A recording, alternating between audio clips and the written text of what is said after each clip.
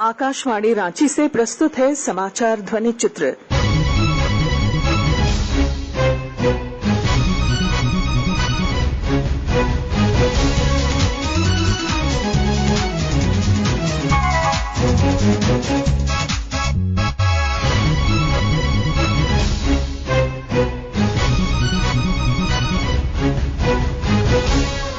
इस अंक में प्रधानमंत्री नरेंद्र मोदी द्वारा ई रूपी वाउचर की शुरुआत, राज्य मंत्री परिषद की बैठक में नियुक्ति नियमावली में संशोधन और टोक्यो ओलंपिक में भाग लेने वाले झारखंड के खिलाड़ियों को प्रोत्साहन राशि।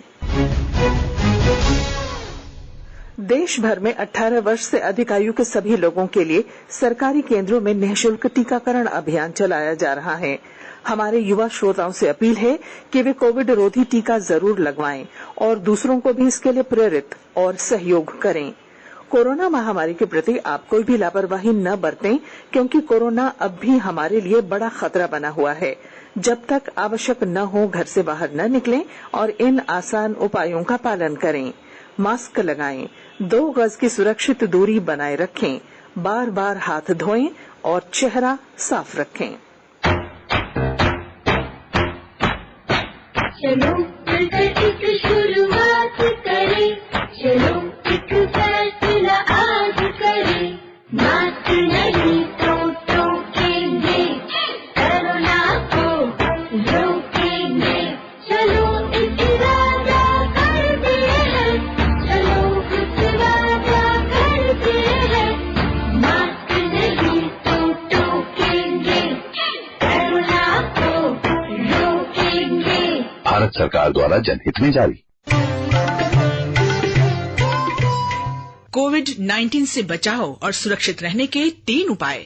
मास्क लगाएं, 2 गज दूरी है जरूरी, सुरक्षित दूरी रखें, हाथ और मुंह साफ रखें। प्रधानमंत्री नरेंद्र मोदी ने वीडियो कॉन्फ्रेंसिंग के जरिए डिजिटल भुगतान की नकदी रहित और संपर्क रहित व्यवस्था ई रूपी की शुरुआत की। श्री मोदी ने कहा कि देश डिजिटल प्रशासन को एक नया आयाम दे रहा है और ई रूपी प्रत्यक्ष लाभ अंतरण डीबीटी को और मजबूत करने में बड़ी भूमिका निभाएगा। उन्होंने कहा कि ई रूपी वाउचर से लक्षित, पारदर्शी और त्रुटि रहित भुगतान सुनिश्चित होगा। उन्होंने कहा कि केंद्र डीबीटी के जरिए गरीबों के लिए 300 से अधिक सरकारी योजनाएं चला रहा है। आज केंद्र सरकार 300 से ज्यादा योजनाओं का लाभ डीबीटी के माध्यम से, डायरेक्ट बेनिफिट ट्रांसफर के माध्यम से लोगों तक पहुंचा रही है। लगभग 90 करोड़ देशवासियों को इसके तहत किसी न किसी रूप में लाभ हो रहा है। राशन हो, एलपीजी गैस हो, इलाज हो, स्कॉलरशिप हो, पेंशन हो, मजदूरी हो, घर बनाने के लिए मदद हो, ऐसे अनेक लाभ डीबीटी से मिल रहे हैं। श्री मोदी ने कहा कि प्रधानमंत्री किसान सम्मान निधि योजना के अंतर्गत किसानों को 1,35,000 करोड़ रुपए अंतरित किए गए हैं। गेहूं की सरकारी खरीद के लिए 85,000 करोड़ रुपए का भुगतान भी इसी तरह किया गया है। इस प्रकार 1,78,000 करोड़ रुपए लक्षित लोगों तक पहुंचे हैं और उन्हें गलत हाथों में जाने से बचाया गया है।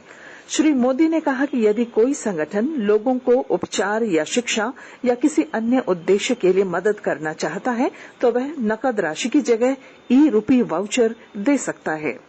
ई रूपी एक तरह से पर्सन के साथ साथ पर्पज स्पेसिफिक भी है। जिस मकसद से कोई मदद या कोई बेनिफिट दिया जा रहा है वो उसी के लिए प्रयोग होगा। ये ई रूपी सुनिश्चित करने वाला है।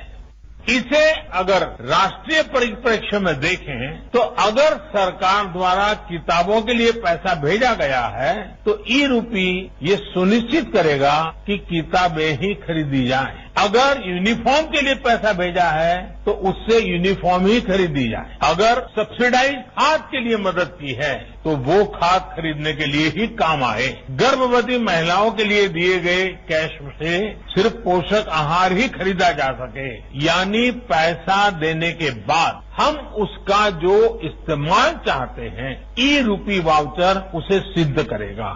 प्रधानमंत्री ने कहा कि जहां तक नवाचारों और सेवा आपूर्ति में प्रौद्योगिकी के उपयोग की बात है, भारत विश्व के बड़े देशों के साथ अग्रणी भूमिका निभाने में सक्षम है। उन्होंने कहा कि आरोग्य सेतु ऐप विश्व में सबसे अधिक डाउनलोड किए जाने वाले ऐप में है। कोविन प्रणाली भी विश्व के सबसे बड़े टीकाकरण अभियान में महत्वपूर्ण भूमिका निभा रही है। श्री मोदी ने कहा कि भारत विश्व के समक्ष ये उदाहरण रख रहा है कि वह दूर दराज के इलाकों में भी अपने नागरिकों के लाभ के लिए प्रौद्योगिकी का उपयोग करना जानता है। आज हम टेक्नोलॉजी को गरीबों की मदद के, उनकी प्रगति के एक टूल के रूप में देख रहे हैं। आज दुनिया देख रही है कैसे भारत में टेक्नोलॉजी पारदर्शिता और ईमानदारी ला रही है, कैसे टेक्नोलॉजी नए अवसरों को पैदा करने में, उन्हें गरीबों को सुलभ बनाने का काम कर रही है, और कैसे टेक्नोलॉजी सरकार और लाल फीताशाही पर सामान्य मानवी की निर्भरता को कम कर रही है।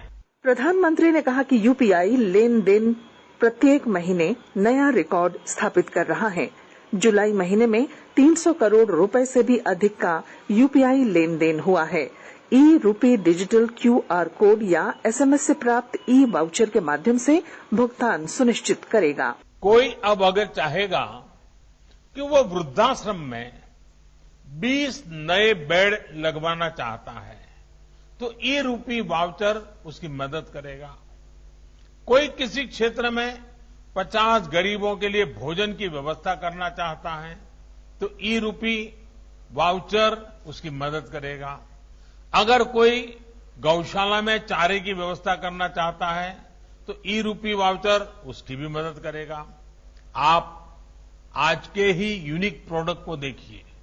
आज हम यहां तक इसलिए पहुंचे हैं क्योंकि देश ने जनधन खातों को खोलने, उन्हें मोबाइल और आधार से जोड़ने और जैम जैसी व्यवस्था के लिए वर्षों मेहनत की। जब जैम को शुरू किया गया था तब बहुत से लोग इसके महत्व को नहीं समझ पा रहे थे, लेकिन इसकी अहमियत को हमने लॉकडाउन के समय देखा। जब दुनिया के बड़े बड़े देश परेशान थे कि लॉकडाउन में कैसे अपने गरीबों की मदद करें, लेकिन भारत के पास एक पूरी व्यवस्था तैयार थी। दूसरे देश अपने यहां के पोस्ट ऑफिस और बैंक खुलवा रहे थे तो वहीं भारत महिलाओं के बैंक खातों में सीधे आर्थिक मदद भेज रहा था। राज्य मंत्रिमंडल की बैठक में 27 प्रस्तावों पर स्वीकृति प्रदान की गई। झारखंड विधानसभा का मानसून सत्र 3 सितंबर से 9 सितंबर तक चलाए जाने के प्रस्ताव पर मंत्रिमंडल ने मंजूरी दी। अन्य फैसलों में झारखंड सचिवालय सेवा नियुक्ति नियमावली में संशोधन और जेपीएससी में 3 सदस्यों की नियुक्ति को मंजूरी दी गई। वहीं मतदाता पहचान पत्र के लिए 3 करोड़ रुपए की राशि मंजूर की गई। इसके साथ ही 22 फास्ट ट्रैक कोर्ट को 2 साल के लिए विस्तार दिया गया। अन्य फैसलों के अलावा झारखंड कर्मचारी चयन आयोग राज्य में तृतीय और चतुर्थ वर्ग की नौकरियों के लिए एक सामान्य परीक्षा आयोजित करेगा।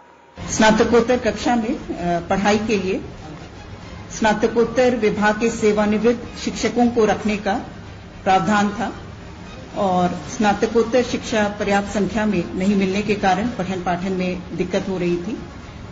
सेवानिवृत्त स्नातकोत्तर शिक्षक के अतिरिक्त यूजीसी नेट उत्तीर्ण एवं पीएचडी योग्यताधारी शिक्षकों को घंटे आधारित संविदा पर नियुक्त करने के प्रस्ताव पर मंत्रिपरिषद द्वारा स्वीकृति दी गई। संयुक्त लोक सेवा आयोग में सदस्यों की नियुक्ति के संबंध में प्रस्ताव था जिस पर स्वीकृति दी गई। 3 सदस्यों का प्रस्ताव पर स्वीकृति दी गई। श्रीमती अजिता भट्टाचार्य लाला लक्ष्मी नारायण डिग्री कॉलेज सिरसा इलाहाबाद उत्तर प्रदेश में एसोसिएट प्रोफेसर के पद पर कार्यरत हैं। Professor doctor enema Hansda गॉसनर college Ranchi विश्वविद्यालय रांची में सहायक प्रोफेसर संथाली के पद पर कार्यरत हैं। और तीसरे डॉक्टर जमाल अहमद संत कोलंबा महाविद्यालय हजारीबाग विनोबा भावे विश्वविद्यालय में विभागाध्यक्ष उर्दू विभाग एवं उप परीक्षा नियंत्रक के पद पर कार्यरत हैं। झारखंड सचिवालय लिपिकीय सेवा संवर्ग नियमावली 2010 के अधीन निर्गत अधिसूचना में संशोधन का प्रस्ताव था और संशोधन मूल रूप से जो टंकन की गति है उस संबंध में संशोधन है। कंप्यूटर पर टंकन एवं कंप्यूटर कार्य दक्षता का परीक्षण जो किया जाता है उसमें उम्मीदवारों को हिंदी में 30 शब्द प्रति मिनट की गति से 300 शब्द 10 मिनट में टंकित करना होता था, जो अब 25 शब्द प्रति मिनट की गति से 250 शब्द 10 मिनट में टंकित करना होगा।